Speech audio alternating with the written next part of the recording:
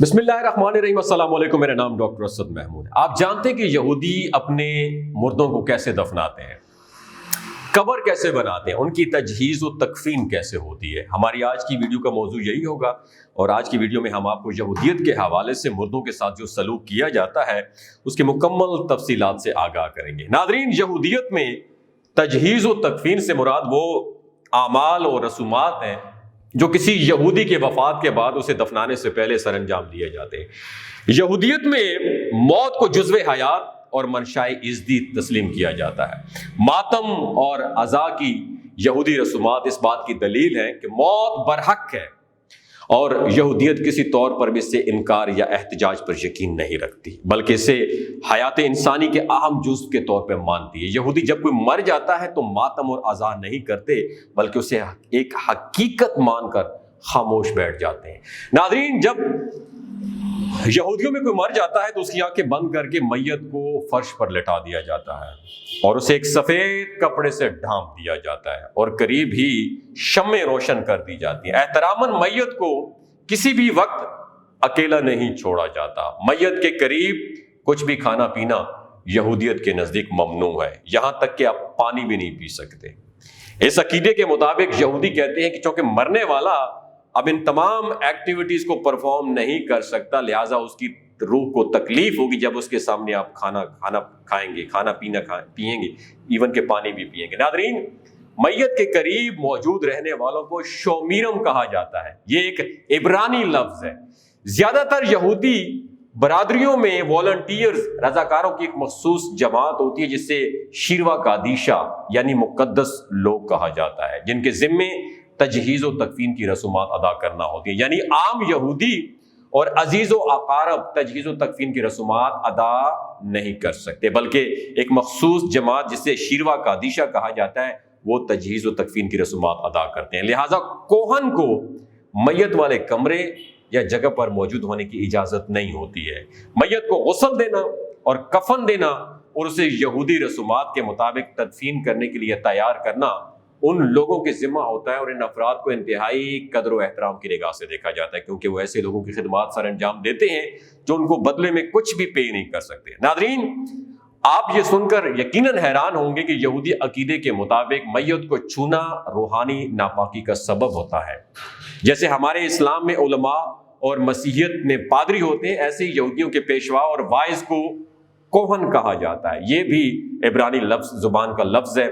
ناظرین، وہ لوگ جنہوں نے میت کو ٹچ کیا ہو یا مس کیا ہو، اس پر غسل یا کم از کم ہاتھ پاؤں دھونا یہودیت میں لازم ہوتا ہے۔ یہودیت میں تدفین کا عمل ہر ممکن جلد از جلد سر انجام دیا جاتا ہے۔ میت کو حنوط کرنا یا جلانا یہودیت میں منع فرمایا گیا ہے، منع ہے۔ البتہ اگر مرحوم نے اپنی باڈی پارٹس، اپنے اعضاء عطیہ کیا ہو تو اس کی مشروط شرعی اجازت لی جا سکتی ہے، اگر یہ ثابت ہو کہ ایسا کرنے سے کوئی زندگی بچائی جا سکتی ہے، کیونکہ جسم کا اس کے مکمل اعضاء سمیت دفن کرنا بھی یہودیت میں لازمی ہے۔ ناظرین، میت کو کفن پہنایا جاتا ہے اور اس کے بعد کفن یا تابوت کو کھولنے کی اجازت یہودیت میں نہیں ہے، تاکہ مرحوم کے دشمن اسے اس بے بسی اور بے چارگی کی حالت میں نہ دیکھ پائیں۔ میت کے اوپر ایک سفید شال ڈال دی جاتی ہے جسے تالیت کہا جاتا ہے۔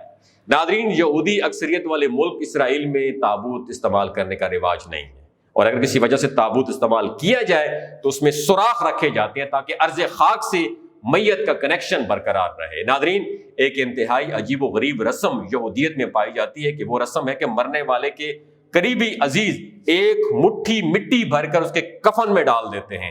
زیادہ تر اگر باپ ہے تو بیٹا، بیٹا ہے تو باپ، سگا بھائی یا ایک مشت، یہ کیا کہتے ہیں، اس کی مٹی اس کے کفن میں ڈال دیں گے۔ ناظرین، یہ اس لیے کیا جاتا ہے کہ یہودیت کا یہ عقیدہ ہے کہ مرنے والے کا جسم مٹی میں مل جائے گا، اس لیے اس کا کوئی قریبی رشتہ دار اس کے جسم پر مٹی ڈالے، اسی وجہ سے کفن میں ایک مٹھی مٹی ڈالی جاتی ہے۔ ناظرین، یہودیت کی قدیم تاریخ کا مطالعہ کیا جائے تو پتہ چلتا ہے کہ یہودی مردہ شخص کو عام طور پر اسی دن دفناتے تھے جس دن اس کی موت واقع ہو جاتی۔ اس کی دو وجوہات تھیں۔ پہلی وجہ تو یہ تھی کہ مشرق وسطیٰ کے گرم موسم میں لاشیں جلدی گل سڑ جاتی تھیں، اور دوسری وجہ یہ تھی کہ اس زمانے میں لوگوں کا خیال تھا اگر وہ لاش کو فوراً نہیں دفنائیں گے تو وہ مردے اس کے گھر والوں کا احترام نہیں کر رہے ہوں گے۔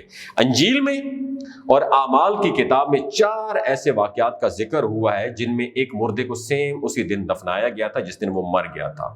ناظرین، کچھ صدیاں پہلے حضرت یعقوب علیہ السلام کی بیوی راخل دوران سفر فوت ہو گئیں۔ اللہ کے نبی حضرت یعقوب علیہ السلام نے ان کی لاش کو گھر واپس لانے کی بجائے بیت الحم میں کے راستے میں دفنا دیا۔ ناظرین، تاریخ سے ظاہر ہوتا ہے کہ یہودی لوگ لاش کو دفنانے کے لیے بہت ساری تیاریاں کرتے ہیں۔ مردے کے دوست اور گھر والے لاش کو نہلاتے تھے، اس پر خوشبو لگاتے تھے، تیل ملتے تھے اور اسے کپڑوں میں لپیٹتے تھے۔ آس پڑوس کے لوگوں کے گھر والوں سے افسوس کرتے اور ان کو تسلی دیتے تھے، مگر ماتم اور عزا نہیں کرتے تھے۔